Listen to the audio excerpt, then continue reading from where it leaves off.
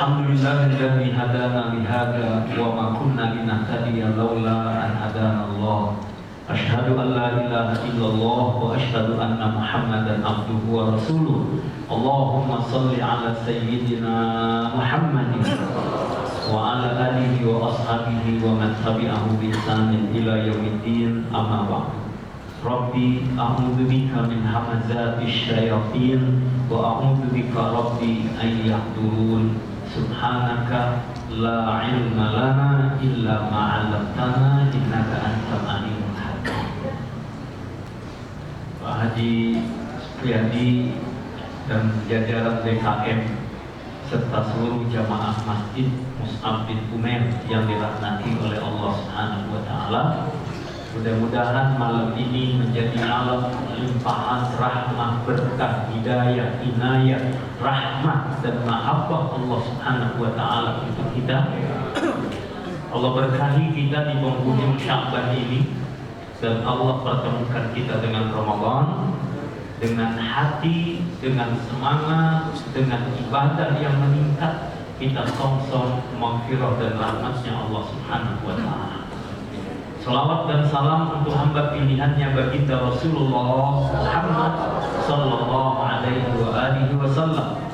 Mudah-mudahan semua kita mendapatkan syafaatul ummah dari baginda Rasulullah sallallahu alaihi wa alihi wasallam. Ayah bunda ikhwatul iman yang dimuliakan oleh Allah. Sebelum kita lanjutkan kajian kita, mari kita baca surah Al-Fatihah. Untuk almarhum Abi Kiai Haji Muhammad Husni Tamrin, pimpinan Majelis Al-Ihya Yayasan Insan Kamil yang tadi pagi beliau wafat. Semoga Allah ampuni, Allah rahmati, dan malam ini menjadi malam pertama beliau di alam kubur. Semoga Allah Subhanahu wa taala jadikan raudhah min riyadil jinan, menjadi taman surganya Allah Subhanahu wa taala, dan Allah angkat derajat beliau, Allah tambah kemuliaan beliau, dan Allah Subhanahu wa taala karuniakan kepada beliau al-jannah bighairi hisab. Al-jannah bighairi hisab. Al-jannah bighairi hisab. Lahul Fatihah. A'udzu billahi minasyaitonir rajim. Bismillahirrahmanirrahim. Alhamdulillahirabbil alamin. Ar-Rahmanir Rahim. Maliki yaumiddin. Iyyaka na'budu wa iyyaka nasta'in. Ihdinas shiratal mustaqim. Shiratal ladzina an'amta 'alaihim ghairil maghdubi 'alaihim waladdallin. Amin. Amin ya mujibas sa'il. Saya sengaja malam ini bawa tongkat. Satu, memang saya suka tongkatnya, yang dipesankan oleh yang memberi kepada saya, nggak boleh dikasih orang. Jadi saya pegang, saya bawa-bawa. Ya, Bapak Ibu yang dimuliakan oleh Allah, kenapa saya teringat dengan Imam Asy-Syafi'i? Imam Syafi'i ini Bapak Ibu yang dimuliakan oleh Allah Subhanahu wa taala, yang kita ikuti mazhabnya, ternyata kan usianya juga belum tua. Ya. Beliau lahir tahun 150 Hijriah. Masya Allah, itu ngaji juga ya. Lahir tahun 150 Hijriah, wafatnya tahun 204 Hijriah. Berarti berapa usianya? 54. Jadi Imam Syafi'i itu wafat di usia 54 tahun. Kalau yang hadir malam ini berapa kira-kiranya? Kayaknya sih masih 35-an ya. 35 tahun yang lalu. Masya Allah, ayah bunda semua yang dimuliakan oleh Allah, Imam Syafi'i itu wafat usia 54. Berarti anggaplah kita masih muda kan. Beliau itu bawa tongkat. Kemudian murid-muridnya tanya, wahai Imam, Tuhan, mengapa Anda bawa tongkat? Bukankah Anda masih kuat? Apa kata Imam Syafi'i? Iya, supaya aku ingat bahwa hidup ini adalah laksana musafir. Laksana musafir, pengembara, ya, orang yang sedang menyusuri jalan. Dan kemana? Semua kita pasti menuju kampung akhir.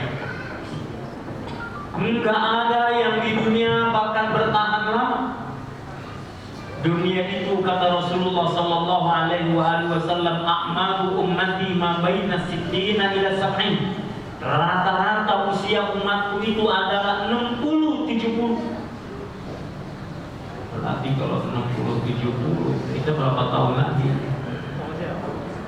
Bapak Ibu semua yang dimuliakan oleh Allah. Jadi jawaban Imam Syafi'i itu apa? Supaya aku sadar, supaya aku ingat, kalaupun aku masih dianggap kuat, iya, bahwa aku supaya ingat tentang kematian, supaya aku ingat bahwa hidup ini laksana musafir yang dia akan terus mengembara dan berjalan, dan akan ada destinasi yang akan dia tuju. Kemana? Kampung akhirat. Kalau ada orang yang takut akan kematian, kematian itu pasti akan datang.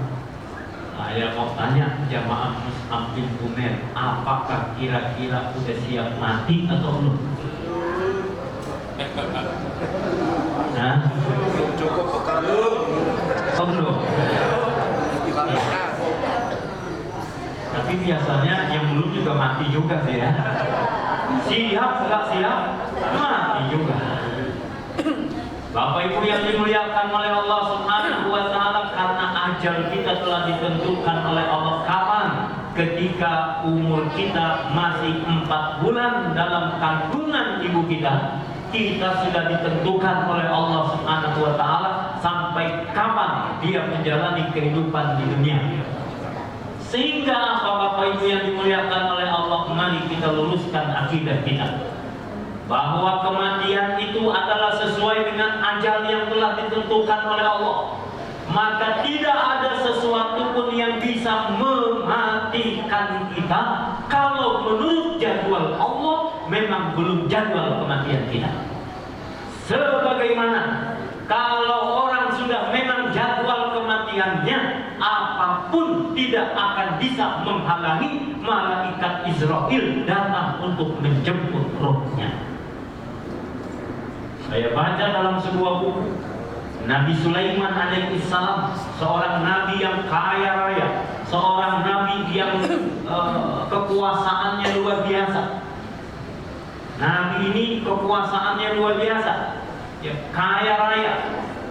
Kemudian apa yang terjadi? Ketika sebuah majlis pagi-pagi, majlis duha, itu yang datang menterinya datang, para pejabat semua datang. Dalam pengajian Nabi Sulaiman, tiba-tiba ada seorang laki-laki yang berpakaian putih dan orang lain tidak ada yang tahu siapa dia, kemudian duduk di sebelah Nabi Sulaiman alaihissalam.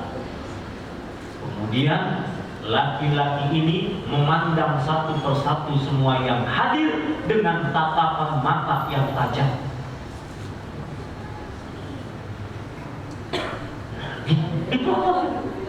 Tiba-tiba Fakri, ada seorang menteri namanya Jalil Al-Qadri. Beliau terdiam. Ini tatapan laki-laki asing tadi tertuju kepada Jalil Al-Qadri sampai membuat Jalil Al-Qadri merasa gelisah.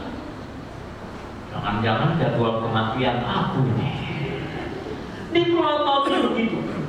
Baik, tidak begitu lama laki-laki tadi pamit dengan Nabi Sulaiman, kemudian dia pergi. Setelah pergi, datanglah Jalil Al-Qadri menghadap Nabi Sulaiman. Wahai Nabi Allah, siapakah gerangan laki-laki tadi yang tatapan matanya tajam? Dia menatap kepadaku sampai aku ada rasa takut. Jangan-jangan ini dekat sudah jadwal kematianku. Dia utarakan kegelisahan hatinya. Kemudian Nabi Sulaiman mengatakan, iya, itu tadi yang datang betul, malakul maut. Tambahlah gelisah dia. Sudah takut itu malah takut jadwal kematian. Kata Nabi Sulaiman, yang datang itu adalah malaikat maut. Dan biasanya malaikat suka datang loh kalau pengajian kayak begitu. Coba tengok-tengok. Tapi kalau malaikat gak perlu masker. Beberapa tahun kita pakai masker. Masya Allah, jangan-jangan dibuka sudah kumisan. Mudah-mudahan sehat-sehat semuanya.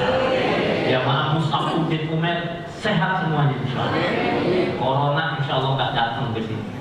Kalaupun ada, dijaga oleh Allah Subhanahu wa Ta'ala. Amin ya rabbal alamin. Saya lanjutkan. Sang menteri ini ketika mendengar itu yang datang malakul maut, tambah lagi cemas dia. Waduh, jangan-jangan benar ini jadwal kematianku. Dia bicara kepada Nabi Sulaiman, ya Nabi Allah, begini, engkau kan punya mukjizat, kau bisa memerintahkan angin. Tolong kalau begitu mintakan kepada angin supaya menerbangkan aku ke negeri yang jauh.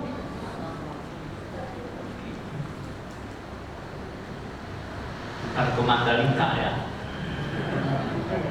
Minta diterbangkan ke negeri yang jauh. Akhirnya singkat cerita, dalam buku yang saya baca itu, orang ini diterbangkan dan konon sampailah dia siang hari, tempatnya di India. Keesokan harinya malakul maut ini datang lagi kepada Nabi Sulaiman. Nabi Sulaiman kemudian berdialog, beliau tanya, wahai malakul maut, mengapa kau kemarin pagi datang ke sini dan tatapanmu membuat salah seorang menteriku merasa ketakutan akan jadwal kematiannya dan dia sudah pergi terbang ke negeri yang jauh? Ada apa rupanya? Malakul maut mengatakan, aku heran, kenapa dia pagi-pagi masih ada di sini, padahal jadwal kematiannya adalah siang hari dan tempatnya di India. Makanya hati-hati yang suka nonton India.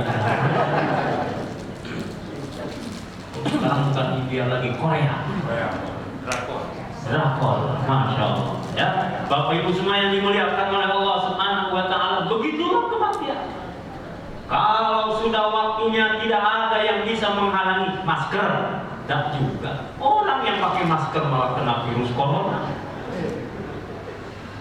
Ada orang rumahnya sudah terjaga, tidak terima tamu, sudah luar biasa, pakai masker, cuci tangan, protokol semua dijaga. Gak taunya masih terpapar juga. Ada orang di rumah sakit di Bogor ini masuk ruang ICU, sudah kemudian ventilator, sudah dipanggil keluarganya tanda tangan, ini kira-kira mau dikuburin di mana? Gak taunya sekarang sehat lagi, masih bisa berlari lagi. Allah Akbar. Begitulah Allah menentukan ajal buat kita. Maka Bapak Ibu, kembalilah kita kepada Allah, dan supaya kita lebih takut kepada Allah, bahkan lebih takut juga dengan azab Allah dibandingkan dengan kejadian-kejadian di dunia ini. Banyak orang yang takut dengan virus, takut dengan penyakit, tapi dia tidak takut bahwa ada alam kubur yang menakutkan. Dia tidak takut bahwa di sana ada azab api neraka buat mereka-mereka yang membangkang kepada Allah Subhanahu wa Ta'ala. Mudah-mudahan kita termasuk orang yang punya rasa takut kepada Allah, lalu kita berusaha untuk terus taat kepada Allah Subhanahu wa Ta'ala. Saya senang malam ini Pak Pri datang ke tempat ini. Mengapa? Karena Allah pertemukan saya insya Allah dengan wajah-wajah ahli surga. Tapi di surga gak pakai masker. Dengan wajah-wajah ahli surga. Mengapa? Saya yakin betul dengan sabda Nabi, kullu ummati yadkhuluna jannah. Semua umatku akan masuk surga. Kita tadi bersalawat, kita memuji Allah, kita memuji baginda Rasulullah SAW, dan kita berdoa kepada Allah. Insya Allah kita masih punya iman. Dan kullu ummati yadkhuluna jannah, semua umatku masuk surga. Nanti masih ada kelanjutannya. Sabda Nabi, illa man aba, kecuali yang enggak mau.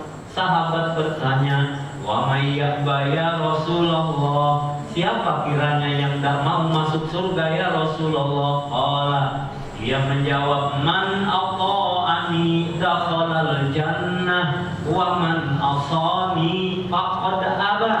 Siapa yang dia taat kepadaku, maka dia akan masuk surga. Yang membangkang kepada Nabi, dia orang yang enggak mau masuk surga.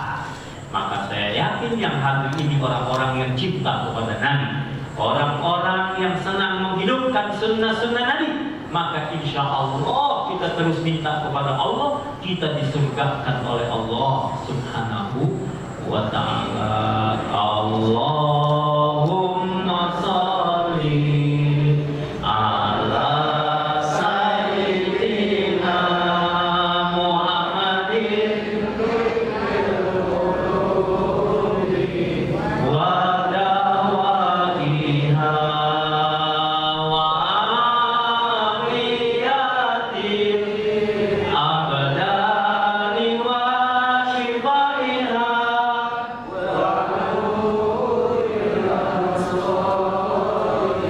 wa diyaiha wa ala alihi wa sahbihi wa sallim. Allahumma sholli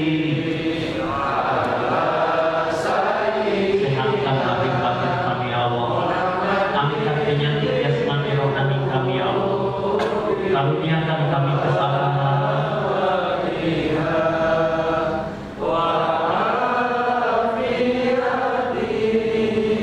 Abadani wa shifaiha wa nuril absari wa diyaiha wa ala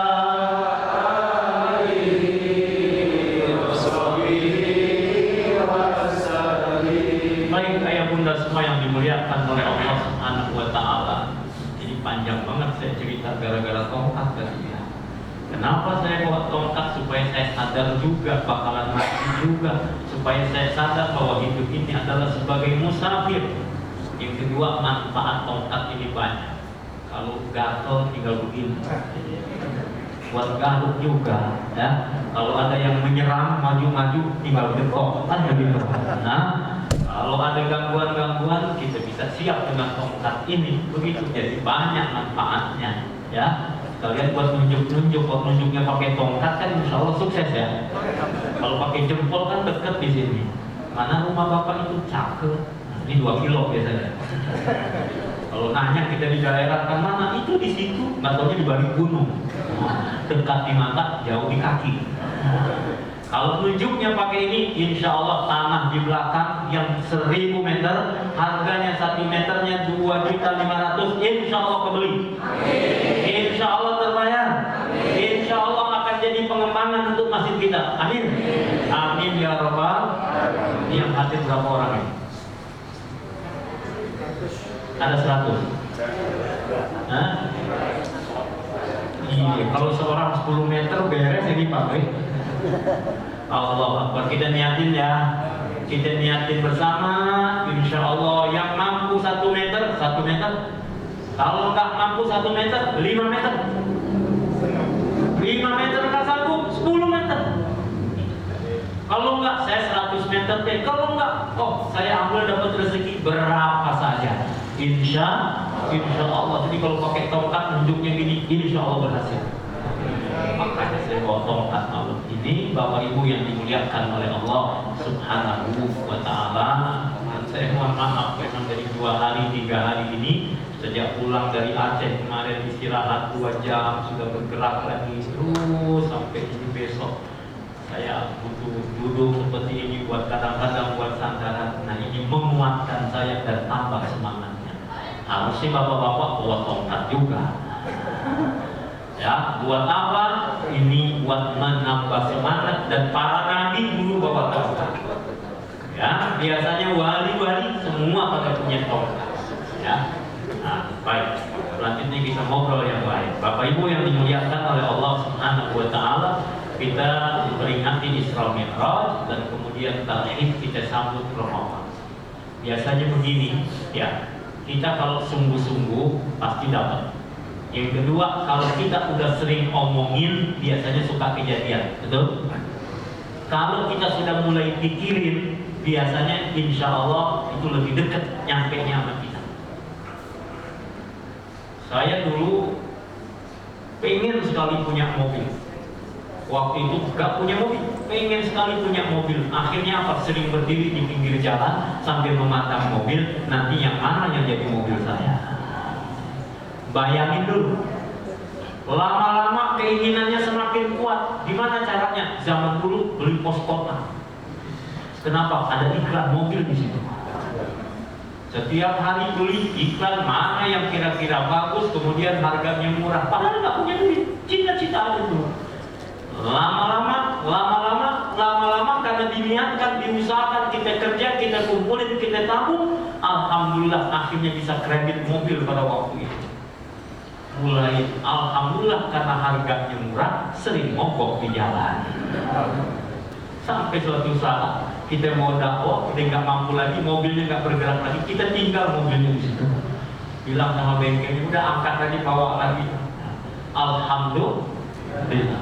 Karena kepikiran, disebut, akhirnya apa? Alhamdulillah, Allah hadirkan mobil.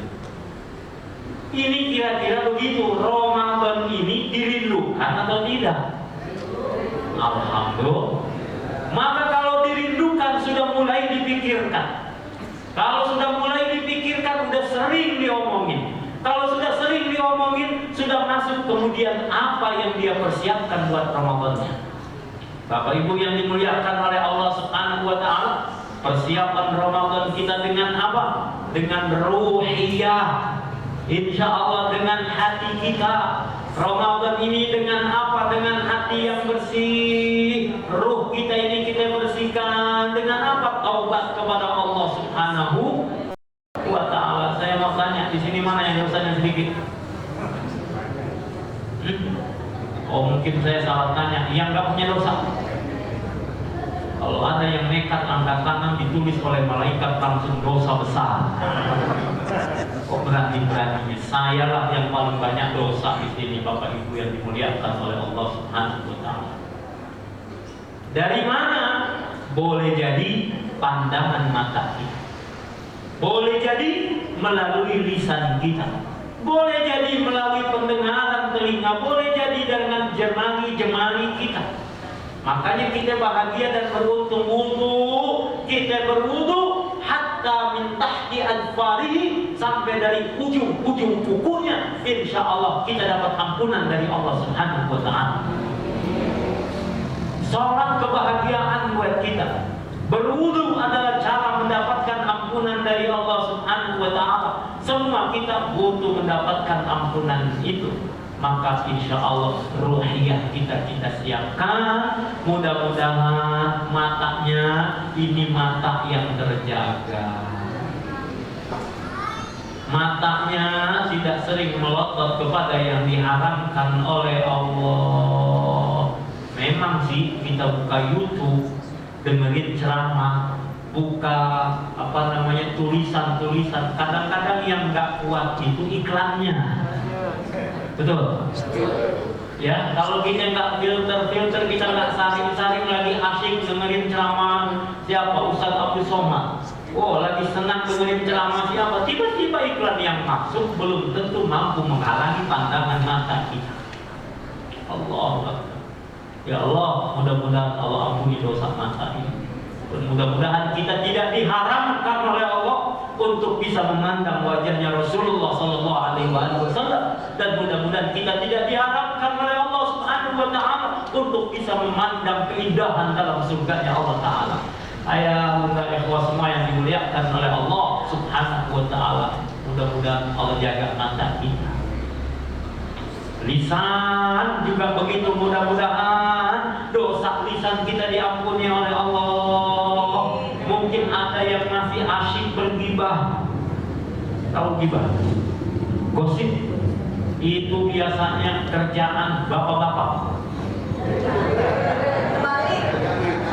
Ya Bu ya, itu biasanya kerjaan bapak-bapak. Apalagi kalau bapak-bapak kumpul di arisan. Tolong Bu, kasih tahu bapak-bapak ya, sayang dong, sayang udah beramal banyak, amal banyak, tapi gara-gara gibah akhirnya boleh jadi amalan kita serahkan kepada orang yang kita gibahi, dan dosa yang orang kita gibahi itu diserahkan kepada kita. Wal'iyadzubillah, kita berlindung kepada Allah Subhanahu Wa Taala. Lisan mungkin pernah ada yang berjanji, janji ini, janji itu, tapi tidak ditepati. Janji tinggal janji, malah mau diperpanjang lagi. Apa itu maksudnya ya?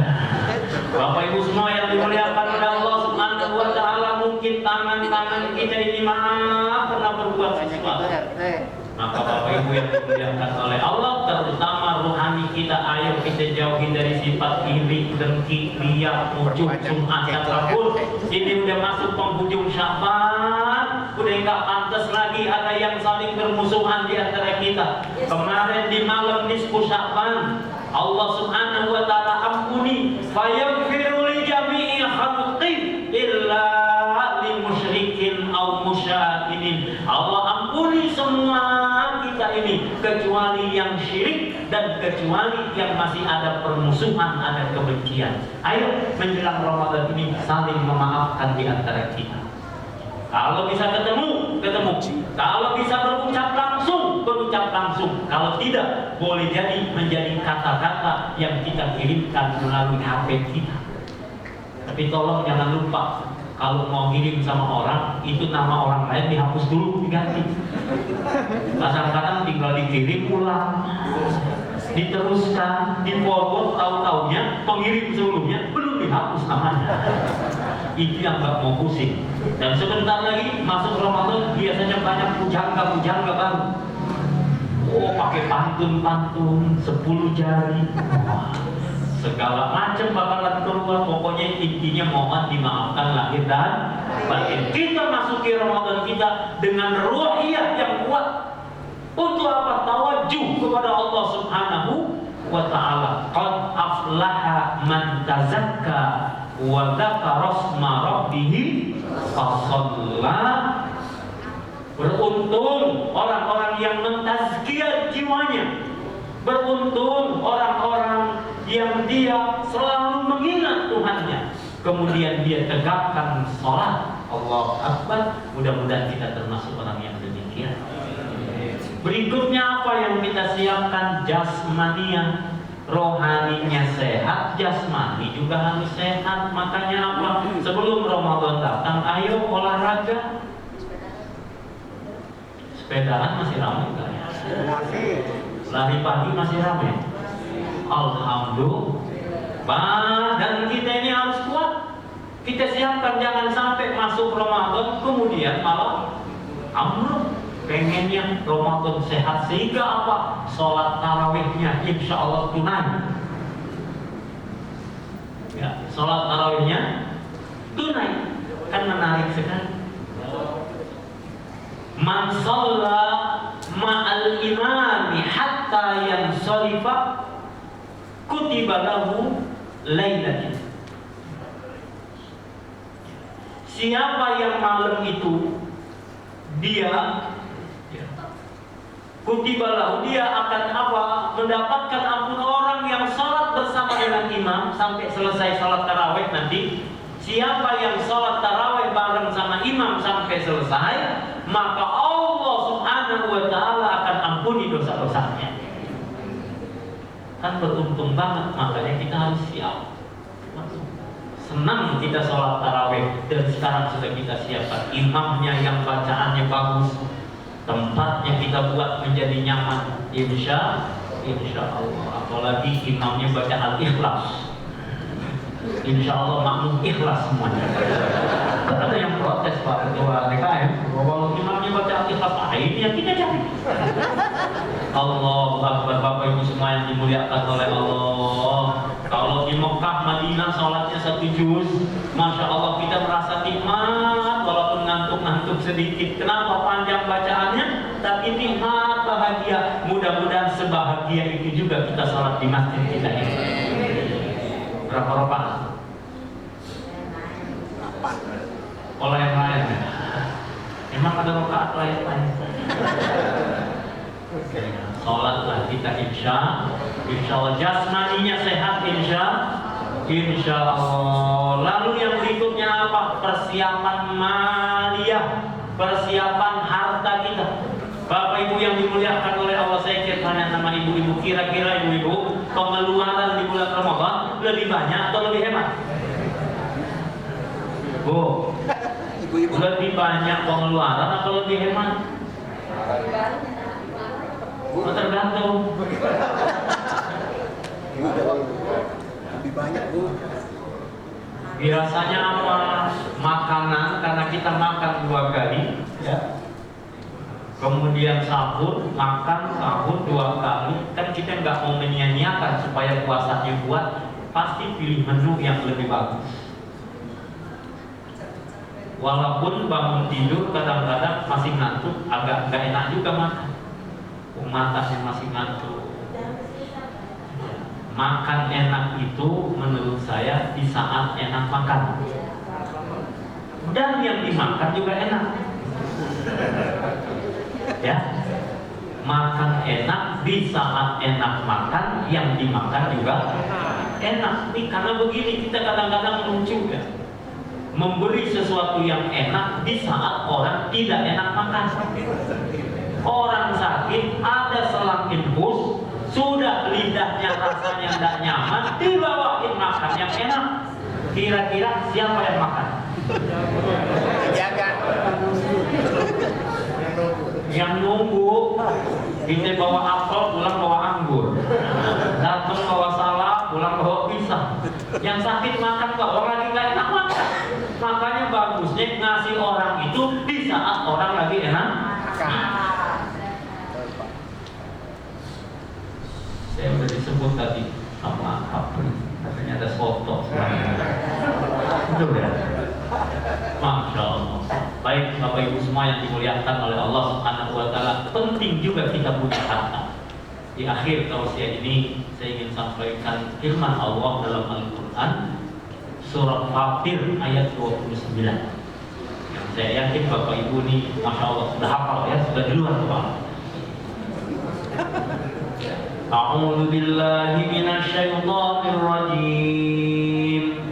Innal ladzina yatluna kitaballah wa aqamus shalah wa anfaqu mimma razaqnahum sirran wa alaniyah yarjuna tijaratan lan tabur. Innal ladzina yatluna kitaballah, orang-orang yang membaca kitab Allah, petunjuk dalam hidup kita Al-Quran. Makanya pantas Quran ini dulu orang-orang tua kita mengajarkan, kalau pegang mushaf Al-Quran ditaruh di dada. Betul. Dulu kita dimarahin sama guru kalau bawa Quran begini kan. Ya, taruh di mana? Di dada. Maksudnya apa? Supaya Al-Quran ini bisa diinstal ke dalam hati kita. Al-Quran ini diinstal dalam pikiran kita. Makanya ditaruh di sini supaya kita benar-benar bersama dengan Al-Quran. Bapak Ibu yang dimuliakan oleh Allah, kita baca Al-Quran, insya Allah menjadi sahabat Al-Quran. Amin ya Rabbal. Ya, kalau bisa sehari 1 juz. Kalau nggak bisa cukup 10 lembar.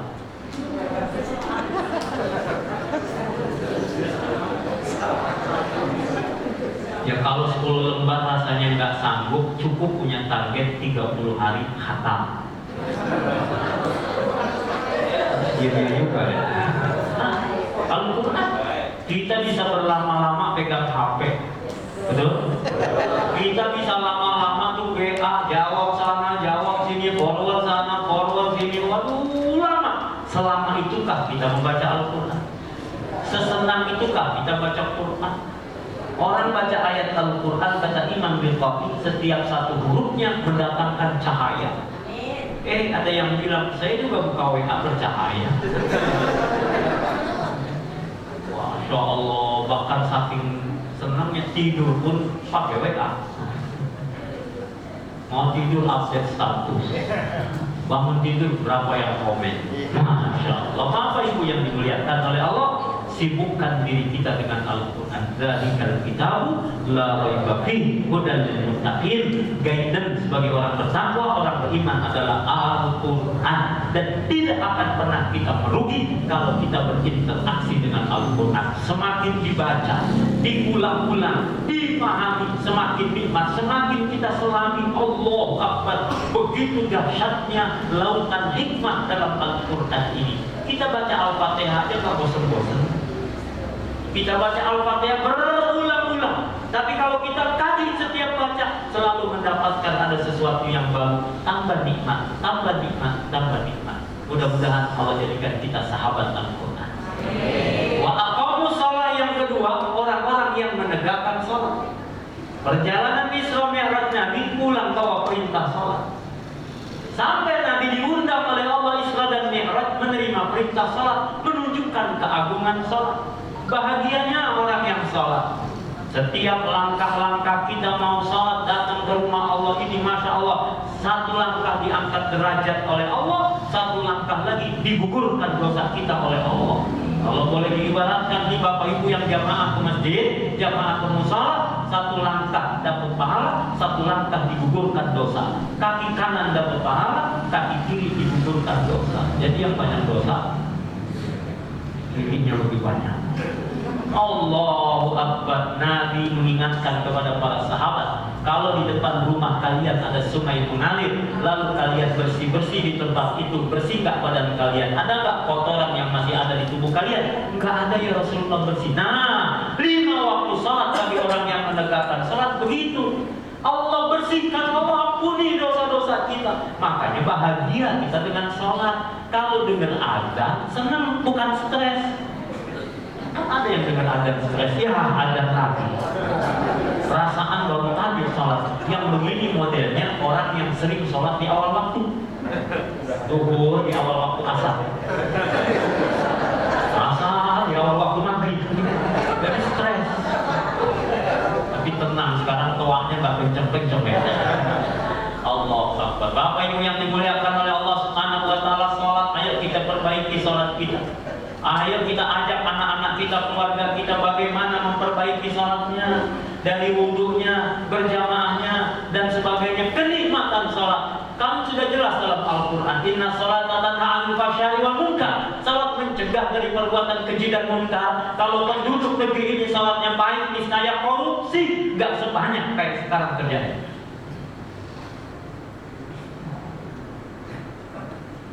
Kalau sholatnya benar, sholatnya khusyuk, istilahnya nggak kayak begini deh keadaan.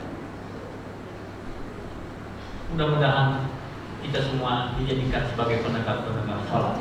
Rabbi ij'alni muqimas sholat wa min dzurriyyati rabbana wa taqabbal du'a. Yang ketiga, Bapak Ibu yang dimuliakan oleh Allah, wa anfaqu mimma razaqnahum sirran wa 'alaniyah. Dia gemar berinfak baik dalam keadaan sembunyi-sembunyi maupun terang-terangan. Nggak apa-apa kok menyampaikan, Pak Pri, saya mau wakaf 10 meter, terang-terangan di depan orang juga nggak apa-apa. Tapi hati-hati, jangan sampai ada riya, jangan sampai ada ujub. ngomong sama orang lain itu masjid, kalau bukan suami saya yang bangun nggak jadi itu. Kalau ada ibu yang ngomong itu, iyain aja, pasti suaminya tukang. Siapa yang bangun masjid? Kamu yang bangun. Nah, kayaknya nggak ada nih orang yang rajin banget berangkat ke masjid selain saya. Hati-hati. Gak ada orang yang jam segini, jam 3 udah dapat 8 rakaat. Waduh, pakai update status lah. Jam 3 alhamdulillah sudah 8 rakaat. Jam 4 alhamdulillah sudah 1 juz. Jangan-jangan orang-orang udah lebih banyak lagi dari dia. Bapak Ibu yang dimuliakan oleh Allah Subhanahu wa taala, mari saya mengajak kepada kita semua, kita berinfak di jalan Allah Subhanahu wa taala dan kita berusaha untuk bersama-sama menjadi orang yang tidak ada sifat pelit dalam dirinya. Orang baik harusnya temannya yang baik-baik saja. Orang pelit idealnya temannya juga yang pelit-pelit. Tapi ternyata orang pelit juga gak demen sama yang pelit. Betul? Iya. Maka jangan jadi orang pelit. Jadilah kita orang yang benar-benar dermawan. Mengapa kita titipkan harta kita kepada Allah Subhanahu wa taala? Mathalul ladzina yunfiquna amwalahum fi sabilillah kamathali habbatin ambatat sab'a sanabil fi kulli sumbulatin mi'atu habbah wallahu yudha'ifu liman yasha wallahu wasi'un alim. Kita berderma di jalan Allah dibalas dengan 700 kali lipat. Kalau Bapak sekarang wakafkan 2.500.000, dibalas oleh Allah 700 kali lipat. Jadi berapa itu? Hitung sendiri dah.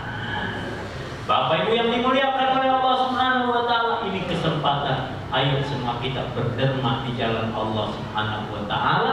Maka tadi menyongsong Ramadan dengan semangat perbaikan diri, semangat perbaikan ibadah kita, semangat perbaikan hubungan antar kita. Mudah-mudahan tidak ada permusuhan, tidak ada kedengkian, yang ada saling memaafkan, dan insya Allah kita bangun ukhuwah di antara kita. Baik, ini yang kami sampaikan, mohon dimaafkan kami dan batin. Dan kami sampaikan juga setiap bulan kembali sudah dibuka zikir di Masjid At-Tiqra Sentul. Dekat ya dari sini ya, dekat. Kami undang setiap bulan, biasanya di luar Ramadan pagi Ahad pertama jam 7 sampai kurang lebih jam 10-an. Tapi khusus di bulan Ramadan kita ambil sore ba'da asar, kemudian iftar jama'i buka puasa bersama, dan dilanjutkan dengan sholat malam. Jika Bapak Ibu ada kesempatan, monggo silakan hadir di Masjid At-Tiqra Sentul. Ya, dan khusus nanti tanggal 17 Ramadan ini bertepatan dengan haul murabi kita al-maghfur Kiai Haji Muhammad Ali bin Ilham. Insyaallah acaranya di Kompleks Pesantren At-Tiqra Gunung Sindur, di mana ada makam almarhum, makam beliau dan juga putra beliau Muhammad Amr At-Tiqra. Silakan juga yang ingin hadir di Gunung Sindur tanggal 17 Ramadan. Mudah-mudahan Allah rahmati, Allah berkahi kita, Allah panjangkan umur kita dalam taubat dan taat kepada Allah Subhanahu wa taala, dan insyaallah selamat serta bahagia dunia dan akhirat. Mohon dimaafkan lahir batin. Wassalamualaikum warahmatullahi wabarakatuh.